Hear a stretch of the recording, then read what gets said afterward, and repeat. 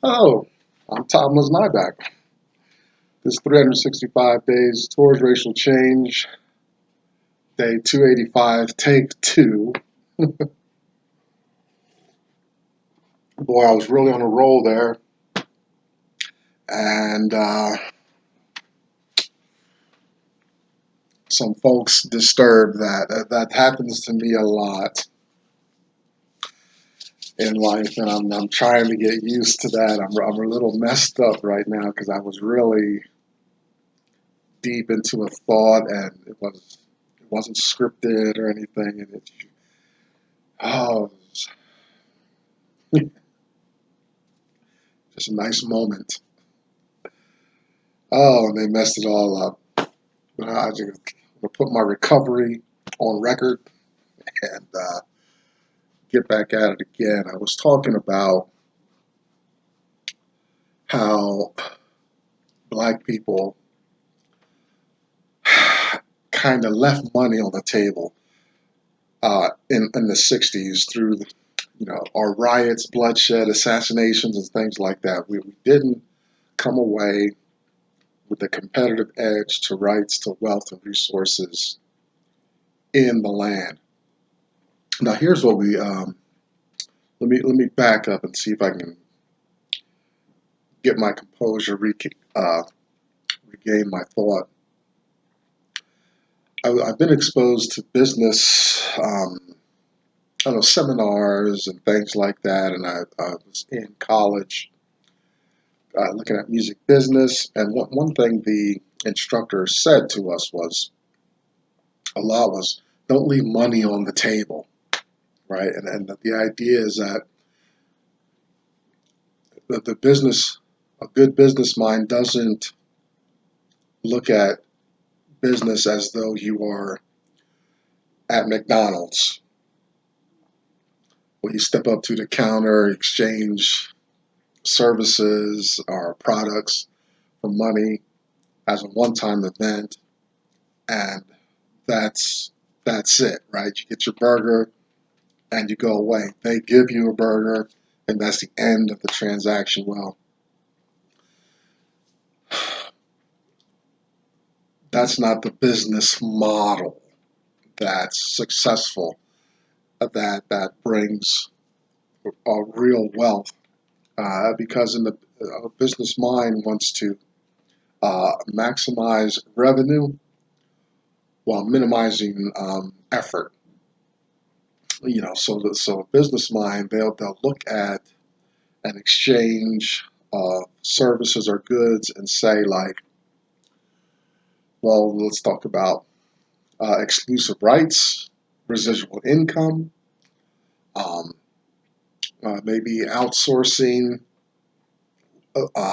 some of the portions of the services that still bring us profit, and that makes us work less while gaining more and more. That's the business mind, and that's what black people missed out on in the 60s. We're going to get back to some aspects of that. Dr. Anderson really illustrates that he, he's the 60s were appropriate and necessary. We needed that time almost as like a learning experience, right? But black people, if we're going to be competitive and grow as a group, and we're going to have to be really come at this again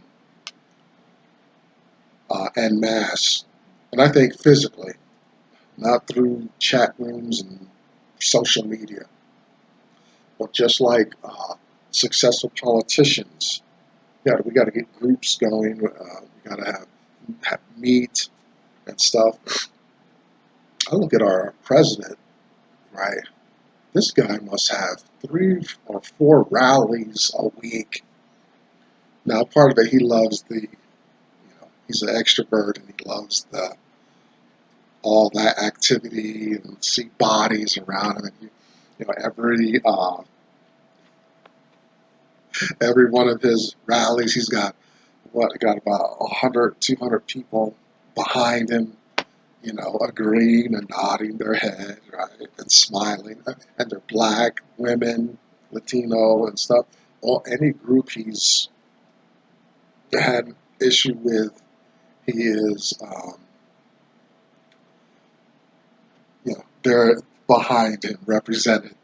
It's that's part of the imagery, inclusive imagery that he's putting out. Anyway, I'm a philosopher, so I can see.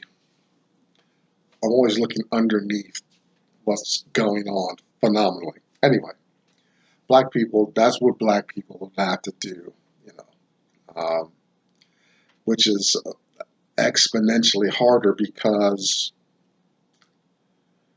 um, because of our cell phones. Like we think we're having a really strong, galvanized community because we are in chat rooms and Facebooks and stuff, and I don't think so.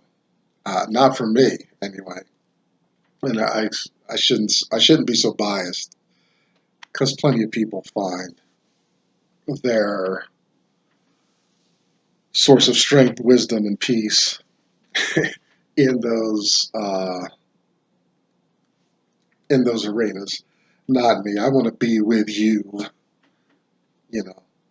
Then I'm sure I'm better, or not sure, not 100% sure, but I got a better idea. But whatever's going on the computer screen or on my cell phone, I got to take that with a big, giant grain of salt. Um, so yeah, that's what this project is about anyway. A future black community thriving, doing its best, growing, becoming competitive, being um, being a respected group and nation within a nation in this land. Before I was interrupted, I uh, I said, "Boy, it would be nice to see power shift, maybe numbers shift, right? Uh, see the shoe on the other foot, politically, socially, economically, you know, um, and whatnot." I think the power group would find itself in a much better position at the hands of black benevolence than history has demonstrated in this country. But if that were to happen, it's a long way off. This project is to educate, plant seeds. Down the road, it'd be nice if we did see a big, thriving community.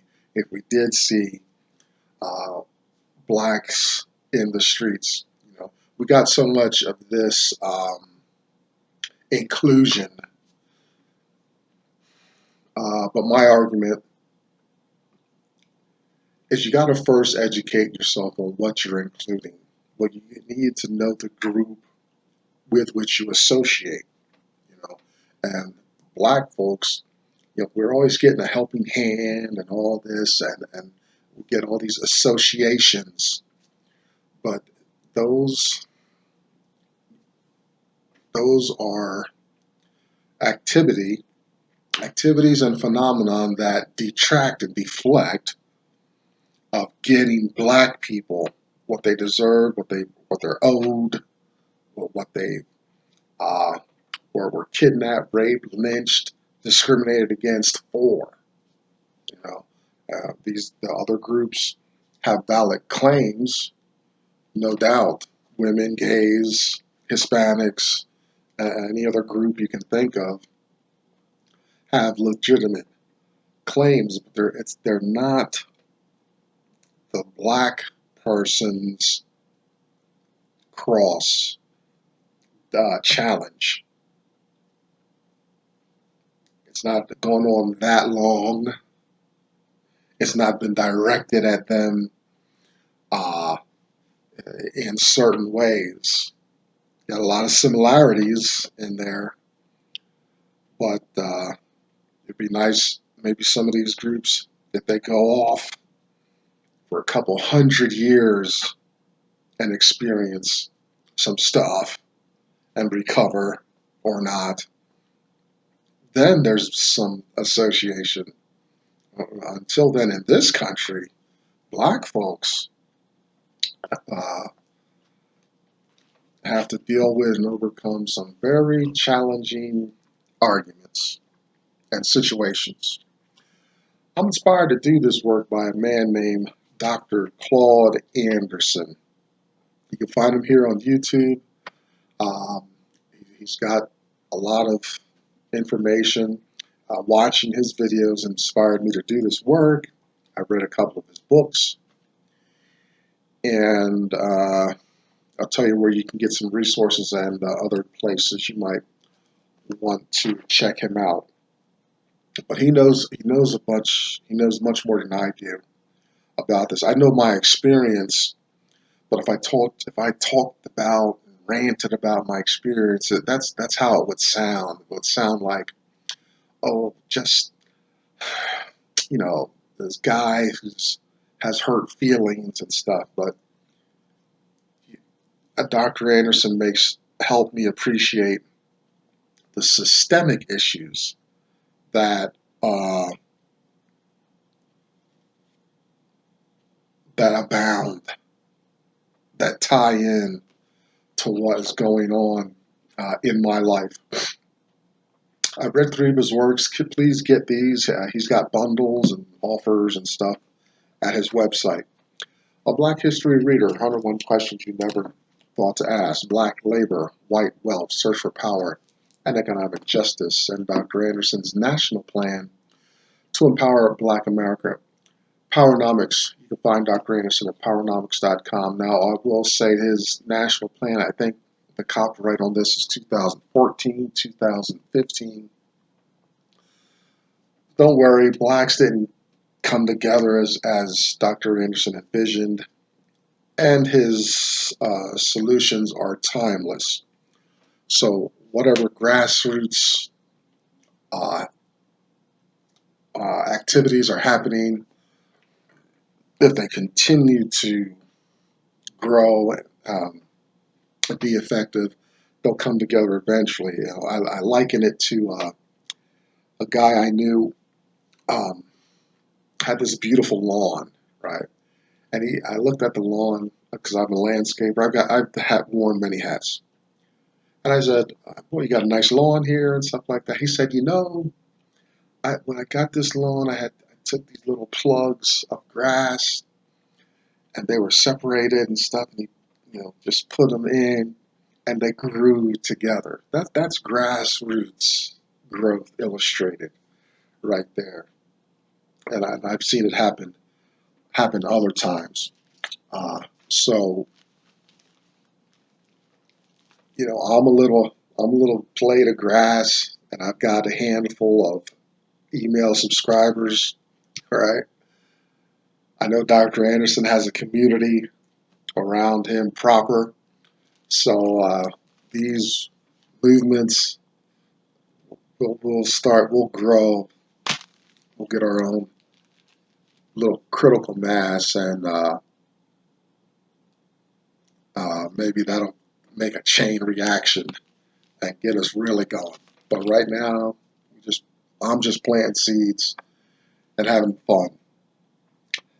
Behind me, you'll see the hashtag #UsToo symbol to find black women finding their voice, supporting one another. Check out Black Enough, BLAGGENUF, kind of a black Facebook experience. And let's go see Dr. Boyce Watkins at the Black Business School.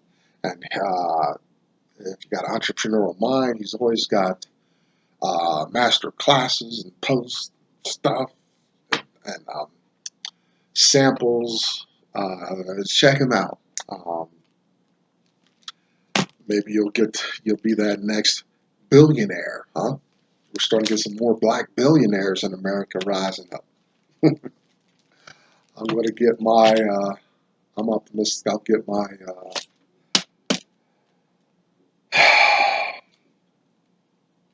my financial blessing, maybe another one. We'll see. And finally, we are in story time. Harriet Beecher Stowe's phenomenal work, Uncle Tom's Cabin. All right, chapter 43. This is day 285. Glad to have you with me. This chapter 43 is going to be a two-parter because we were last time we were introduced to George Harris's sister, older sister. George Harris was the young gentleman that ran away to Canada with his wife Eliza, and all that drama at the beginning of the book. We found out that Cassey is Eliza's mother, right? George Shelby, when he came to find Tom, but found Tom dying, buried Tom. George is bringing these characters together, right? And we had a lot of emotional upheaval, expectations last time we met, and now George's sister and Eliza's mother are talking, and they say, we know they're. Let's head to Canada, see if we can find them, pick up their trail and whatnot. And so that's the direction Cassey and this Miss Ditho woman are going. George and Eliza, now this is George Harris, not George Shelby. I wish Harriet had not used duplicate names in her story. I mean, she's so creative. Why you gotta have duplicate names in your story? But she did. We won't fault her for it. George and Eliza have been free for 5 years. Note that 5 years, this time elapsed. We've been going through the book, and we've read through it in less than a year and things like that. But this is 5 years roughly have elapsed that they've escaped, that Tom was going through slavery, that Tom was missing, and now all this drama happened over a span of time. Okay, I appreciate that, especially that 5 years note. So they're up in Montreal. Little Harry, he's going to a French school and stuff. They probably dabbling in the language, French language as well, while they're up there. They have their own space. George has a study, right? When I get it together, I'm going to have a study and whatnot. And he's reflecting and whatnot. And in the meantime, they've even had another daughter, and they named her Eliza, another duplicate name. It's okay, Harry. It's your book. I'm going to put duplicate names if I ever get a book together. And so they're having family time. Little Harry's trying to get his arithmetic going, and George is, he's having his manly moment and stuff. Eliza Senior is probably tidying up the place and running around after the kids, cleaning up and stuff. She's querying little Harry about arithmetic and whatnot. A pastor arrived. There's a knock on the door, and he arrives with two mysterious women. Right? And this pastor, he's one of the people that helped facilitate this escape and relocation on Canadian soil up there in Montreal. But the two women cannot contain themselves. The pastor wants to, have a nice, introduce people softly and probably go over histories and stuff. These two ladies have been busting at the seams, since they met each other and have hopes of going up north, seeing their kin, which is very unique for slavery America. People are sold off, right? We saw what happened to Tom. By time we reached Tom, it was too late. He was dead. Remember Prue's story, right? She's been sold and handed off and ran around and stuff, right? Who showed up from her past to honor her in that moment? I'll never forget Prue. That's a tough story right there.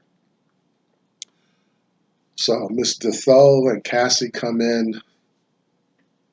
Thoux sees uh, George Harris, and she's overwhelmed. That's her little brother. Ah, she mauls him and says, "Don't you recognize me?" Cassey sits down, and she's taking in the scene. And this little under 5-year-old girl comes up on Cassie's lap. Cassey is overwhelmed, and uh, she's speaks to little Eliza kindly and stuff because little Eliza looks exactly like Eliza Senior did in as a child before they were separated, right? So Cassey is going crazy. So now the whole place is off a roar. Everybody's what? They're stunned, and the pastor finally gets things situated back under control, and he brings it together with prayer, right? If you're if you've traveled in religious circles, if things are too rambunctious or out of control for whoever's running the project, they'll say, "Oh, let's pray," and that brings us together. It's like some type of mental conditioning prayer, and that brings everything back. No, it's no different for this small community that's experiencing an impossible reunion.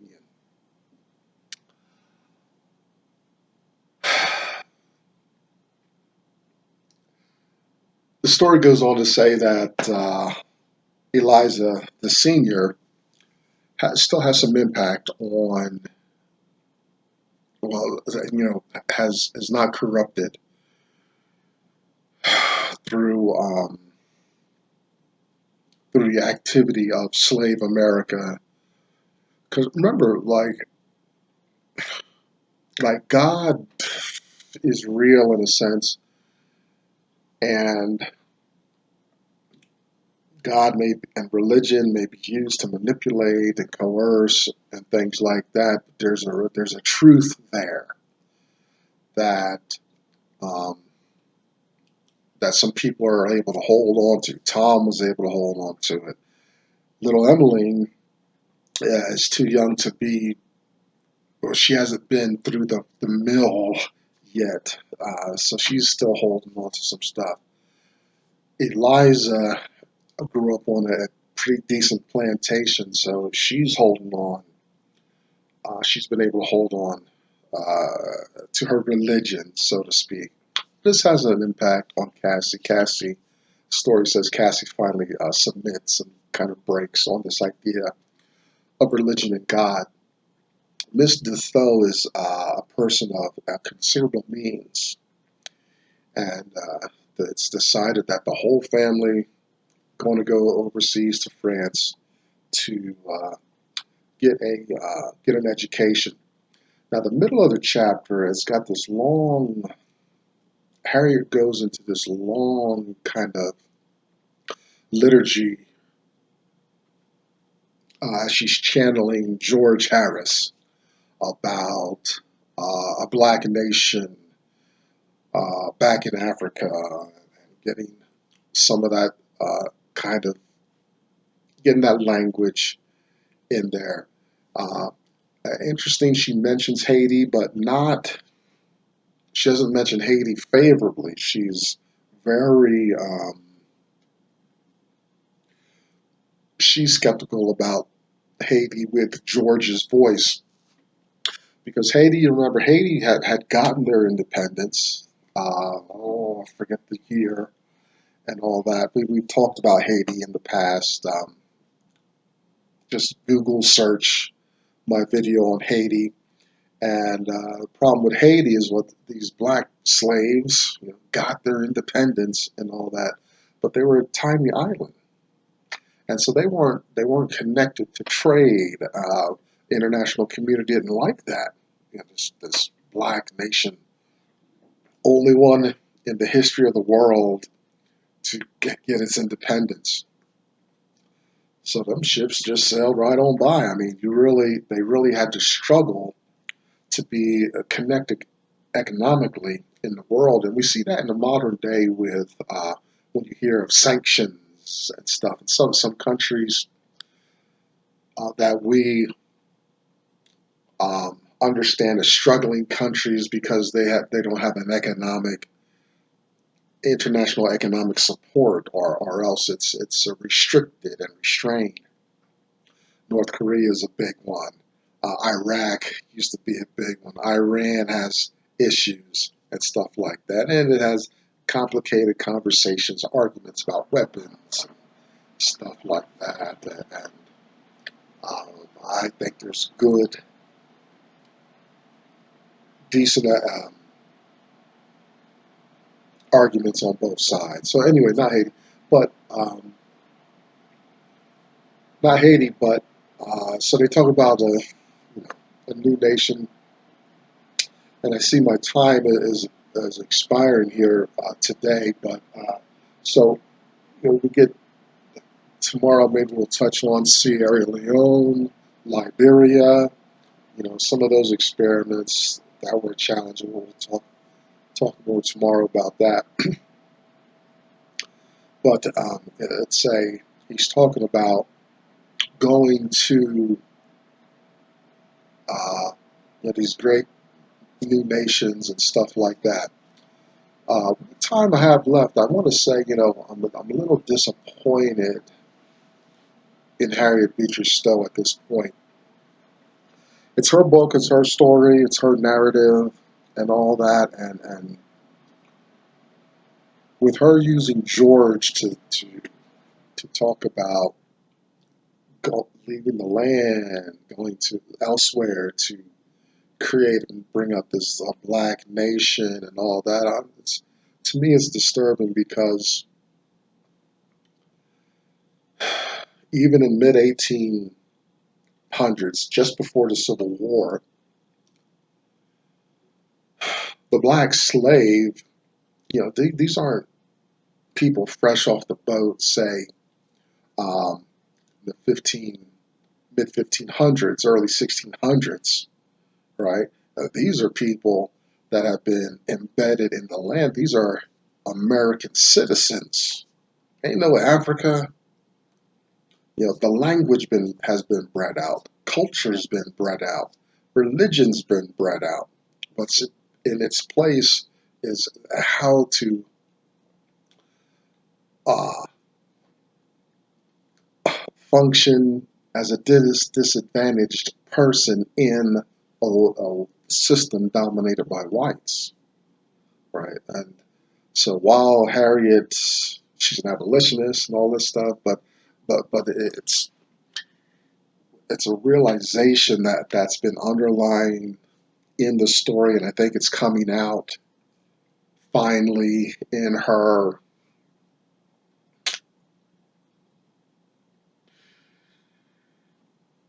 mind as like, you know, well, let's send them away.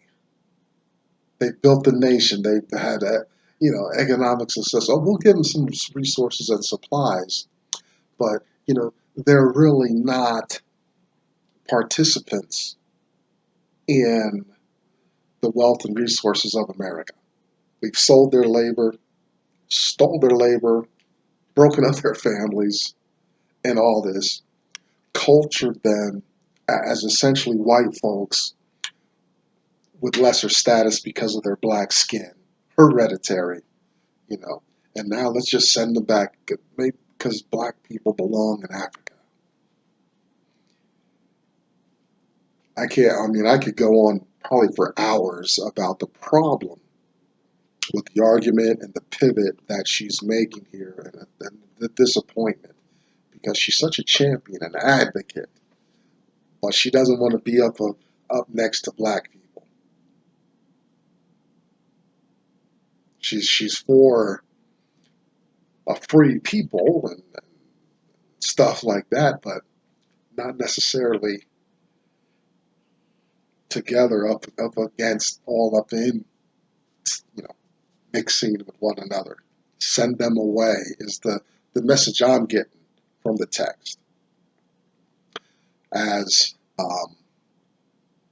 much good intention as she has. Tomorrow we'll talk more about this pivot and my issues as the book wraps up and this talk of a new nation elsewhere, when you know we've invested here,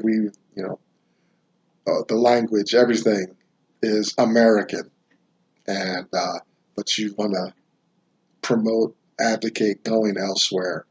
That's that's not acceptable. If you Google Liberia, Sierra Leone, they had high mortality rates, and then there's trouble getting started and all this stuff. We helped build this nation right here, America. This is where we've invested. We belong. By however it happened, that's the way it is now. Um, those are the rewards we need to reap. We need to be accepted. We need to participate equally along with everybody else in this land. I'm way over. That's day 285 out of the way. This is 365 days towards racial change. I'm Thomas Nyback. Please come back tomorrow. We're going to continue this thought for part 2. Bye-bye.